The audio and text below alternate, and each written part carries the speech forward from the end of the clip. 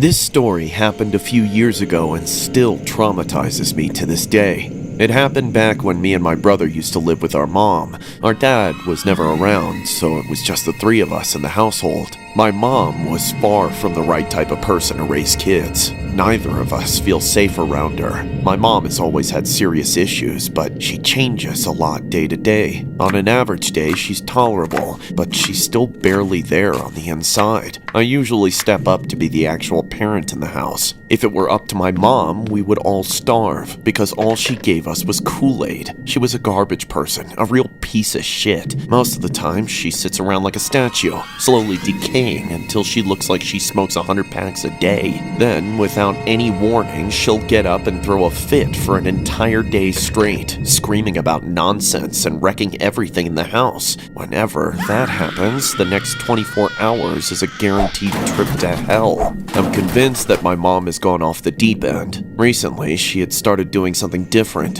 Her bedroom is at the end of the hall, so whenever my brother or I leave our room, we would see her creepy ass in the darkness. It was fine when she hid with her door closed, but now she sits at the foot of her bed with the door wide open, staring down the hallway, never moving or blinking, sometimes twitching like a creep. Her sheets are covered in Kool-Aid packets and empty bottles of the medication she's supposed to take, so we both know it's only a matter of time before her next episode. The other night, after this had been going on for almost 2 weeks, the dread was killing me. I'd been doing everything I could to avoid leaving my room, but that night, I couldn't sleep because I desperately needed to use the bathroom. I had no other choice but to go out there.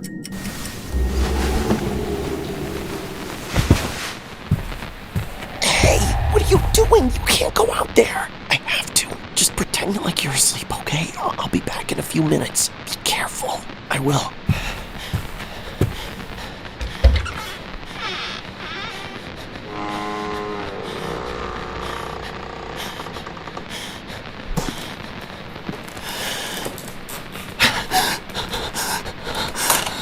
Hi, Mom. Sorry I'm up. I just really needed to use the bathroom.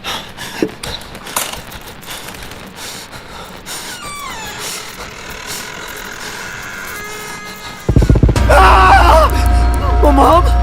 What do you want? Mom? What's the matter with you?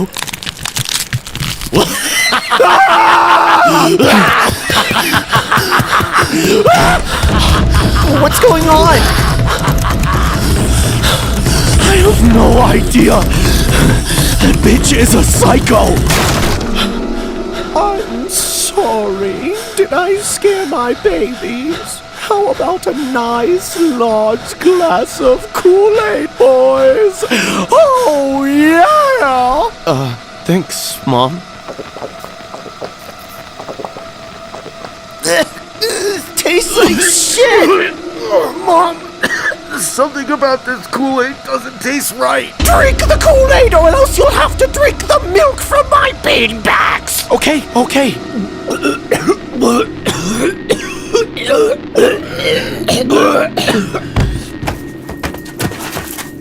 The next day, my brother and I woke up in the hospital. That crazy bitch had poisoned the Kool-Aid she gave us. We almost didn't make it. The only thing that saved us was a 911 call I made that I didn't even remember doing. My mom was arrested, and my brother and I were taken from her custody. It was later found out that her mental illness had severely worsened, and that she was unmedicated at the time, so her sentence was slightly reduced. But she still faces years in prison and decades of close psychiatric supervision. My brother and I have been staying with some relatives ever since. Things have been much better without them, but neither of us will ever forget what happened that night, and we certainly won't be touching Kool-Aid for the rest of our lives. This story was inspired by a horrific Kool-Aid incident regarding a woman who pled guilty in giving prescription medication mixed into Kool-Aid to her daughters. The suspect was a 43-year-old woman named Shakina Lawton, who had a history of mental health problems and is to undergo a psychiatric evaluation before she's sentenced. In court, Lawton pled guilty in the attempted assassinations. It was mentioned that Lawton would serve concurrent prison sentences and that she would undergo a psychiatric evaluation. It was alleged that Lawton brought the victims into the kitchen, told them to sit down, and gave them Kool-Aid with the medication mixed into it. One of the victims then called 911 and told dispatchers that her mother was trying to poison the pair. The victims have since been in the custody of relatives.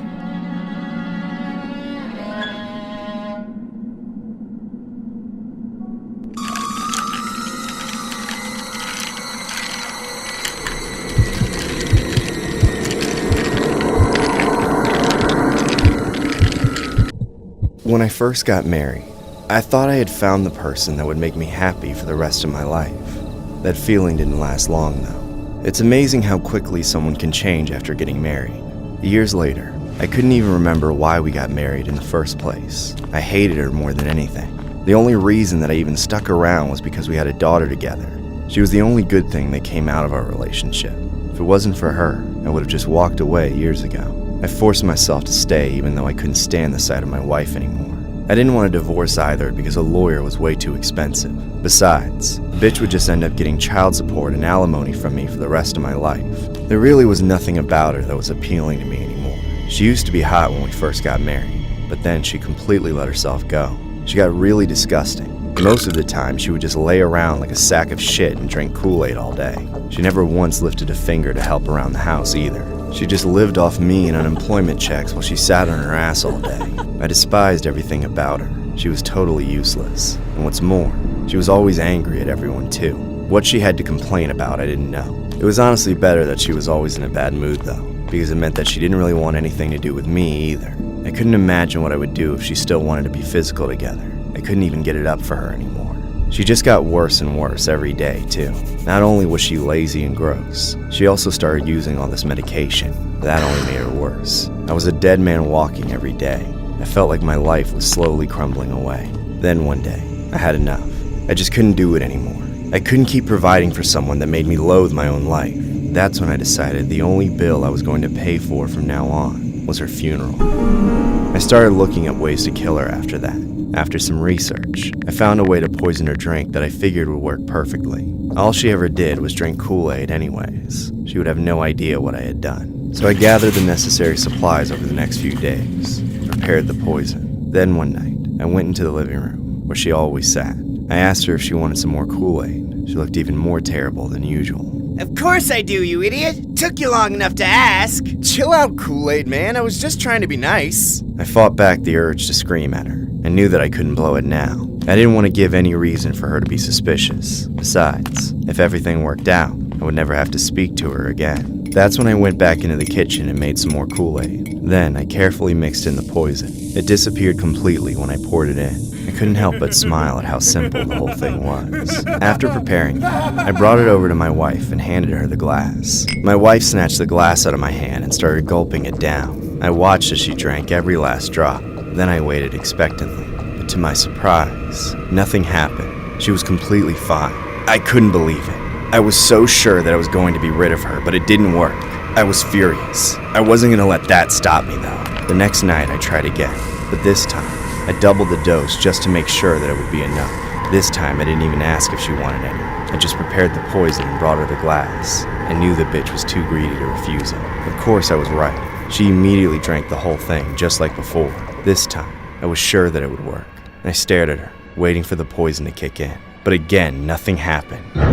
I completely lost my shit at that point. It wasn't fair. Why wasn't it working? I snapped and started screaming at her. Why won't you die already? Just die! Then I realized that something was starting to happen.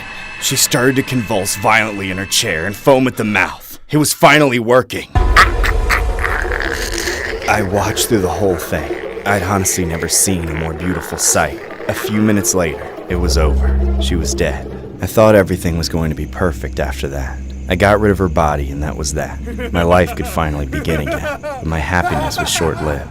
Her family started trying to get in contact with her after they didn't hear from her for a few weeks. It didn't take long for them to find out she was dead and call the police. I turned myself in almost as soon as they questioned me. I knew that there was no point in denying what I had done. I went to jail just a little over a month after my wife had died. That's how long I got to live again. At one point I managed to escape. It was during the 4th of July fireworks show. All of the commotion allowed me to slip away.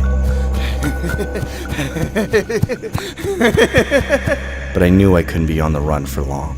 They caught me a couple days later and brought me back. Now I'm stuck drinking crappy Kool-Aid in jail for the rest of my life.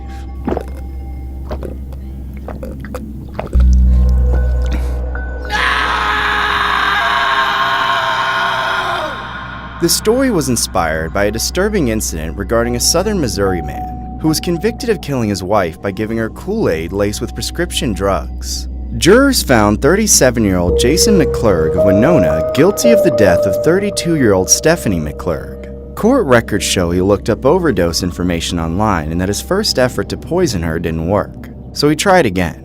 He was also convicted of escaping from the Shannon County Jail after his arrest. The escape happened when he and other inmates were taken outside to watch a 4th of July fireworks show. He was captured a couple days later at a camper trailer near his hometown.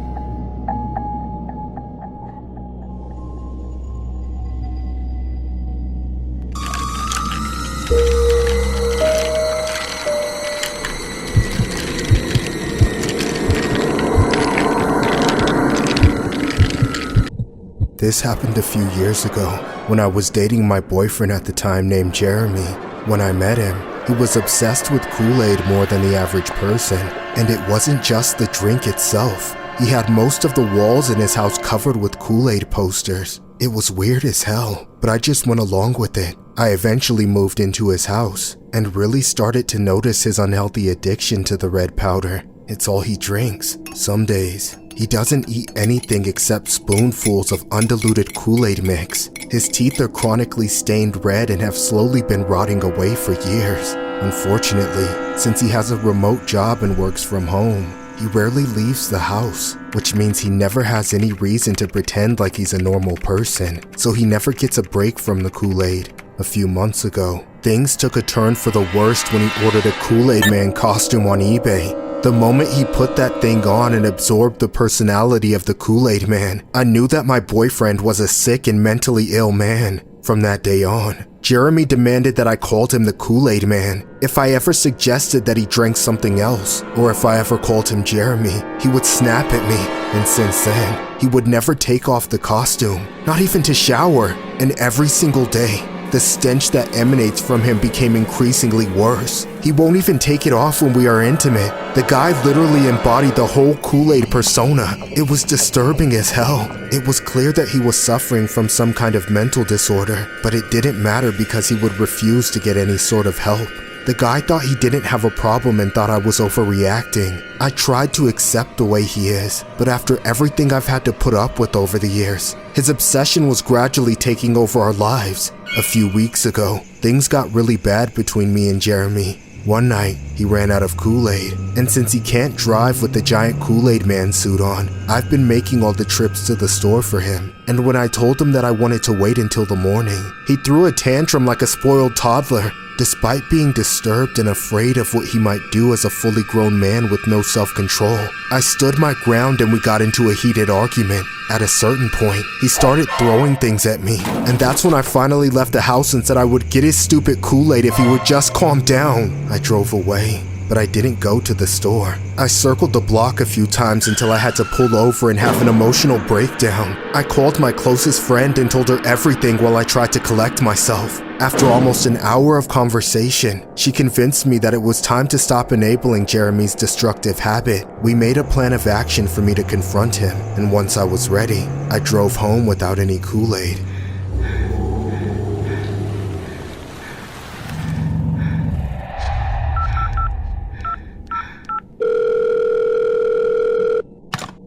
Sheriff's Office non-emergency hotline. Please direct all inquiries to our email or describe the situation you are reporting.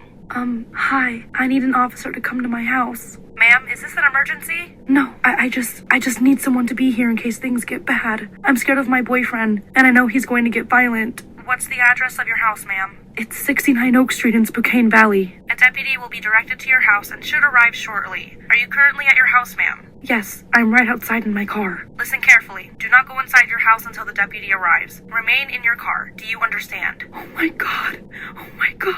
I think he just saw me. Please hurry and send somebody here. Ma'am, stay in your car. Holy shit.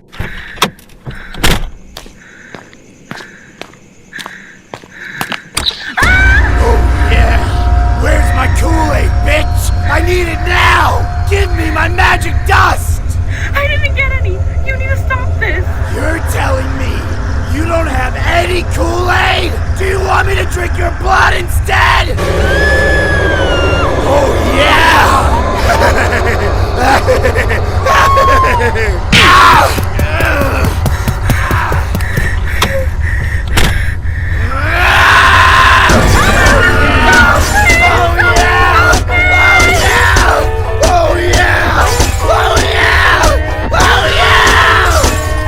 Put the weapon down and get off the car right now! Do it before we tase you! Oh yeah! Oh yeah! All you bitches can drink my piss! Jeremy was later arrested for attempted murder, and obviously, we are no longer together. As of now, he is still waiting for his trial in jail because he couldn't afford bail. I'm happy to know that he will be put away and get the help he needs. But after everything that happened, there is still one thing that will always remind me of him. Every time I pass by the Kool-Aid at the supermarket, I'm hit with flashbacks of that night.